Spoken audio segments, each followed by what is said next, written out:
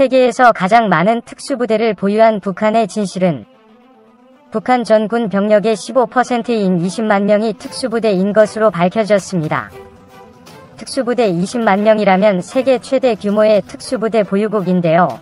이렇게 많은 20만 명이라는 가공할 만한 엄청난 숫자가 나오게 된 것은 바로 북한의 경보병 때문인 것으로 밝혀졌습니다. 김정일 국방위원장은 지난 2002년에 전 조선인민군을 경보병화하라는 특별 지시를 내렸다고 합니다. 어차피 대한민국 국군과 전쟁 발발 시 정규군으로만 남한과의 정면 승부를 한다면 전쟁에서 도저히 승산이 없다는 것을 미리 알고 국지적 게릴라전으로 맞서겠다는 계획을 하였고 그 결과 특수부대원을 늘리는 것을 지시했다고 합니다. 한 나라의 숙련된 정규군을 교육시키고 완전 무장시키는 데는 엄청난 돈이 들어가게 됩니다. 북한의 총 국민 생산 지표인 GDP가 대한민국보다 높았던 시기에는 그런 게 가능했지만 북한은 이미 지난 1962년부터 소련제 소총과 중기관총을 모방 생산하는 데 성공하였고 1967년 이후로는 방사포를 자체 생산에 성공하면서 무장을 빠르게 할 수 있었습니다. 이러한 무기 제작 기본기를 바탕으로 하여 남한보다 빠른 1970년대에 이미 항공 유도 등 정밀 과학 기술이 필요로 한 무기 생산을 제외한 거의 모든 무기를 자체 생산할 수 있는 능력을 갖추게 되었다고 합니다. 그리하여 북한은 곡사포, 자주포는 물론이며 육상 전투에서 꼭 필요한 무기인 소련제 전차를 모방 생산하기 시작함은 물론 심지어 해상 무기인 로미오급 잠수함까지 건조하는 데 성공하였습니다.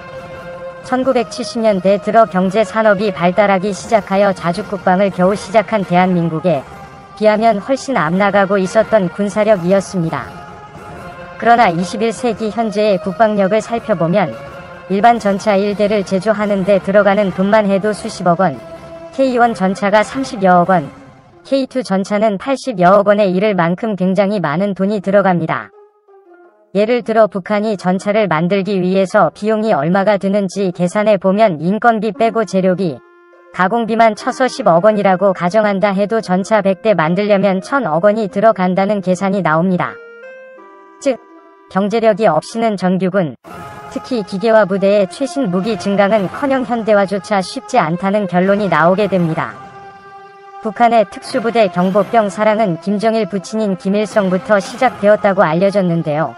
특히 항일 게릴라 활동 경력을 내세우던 김일성은 유독 특수부대에 대한 집착을 보여왔다고 합니다. 왜 지금 북한이 특수부대에 집착하고 있는지 알아보면 6.25 전쟁 당시에 김일성의 경험에 의해 특수부대의 중요성을 알게 되었다고 합니다. 북한은 6.25 전쟁 당시 T-34 전차를 앞세워 남하에 내려왔지만 당시에 낙후된 한반도의 도로사정 때문에 전차를 통한 진격은 만만치 않았다고 합니다. 남한의 도로사정도 안 좋은데 핵심 요충지마다 남한 병력의 필사적인 저항선이 구축되어 있었기 때문에 순조로운 남침이 여의치 않자 김일성은 경보병 연대가 단 3개만 있어도 적을 부산까지 내쫓을 수 있었을 것이라며 아쉬워했다고 전해지고 있습니다.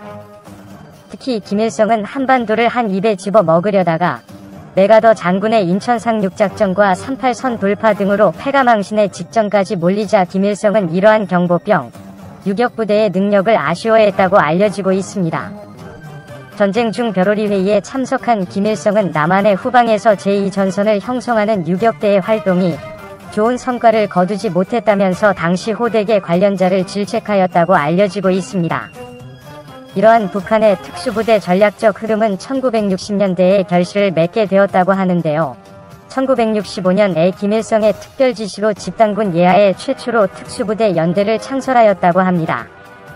그리고 1967년에는 북한군 제124군 부대가 창설되었다고 하는데요. 1968년 1월 21일 저녁 청와대를 기습으로 습격사건을 일으킨 우리 국민들에게 너무나도 잘 알려진 바로 그 부대가 북한군 제124 부대라고 합니다. 또한 제124 부대는 1967년에 군단 저격여단이 전방사단에는 경보병대대가 새롭게 창설되었다고 하는데요. 그리하여 북한군은 1.21 사태와 울진 삼척지구 무장공비 사건처럼 굵직한 남침 도발을 감행하는 데 성공하였다고 합니다. 새로 생긴 북한군 특수부대의 능력을 남한을 상대로 시험한 것으로 알려지고 있습니다. 유튜브 채널 242H 밀리터리 여러분의 구독과 좋아요 알림 설정은 컨텐츠 제작에 큰 힘이 됩니다. 시청해주셔서 감사합니다.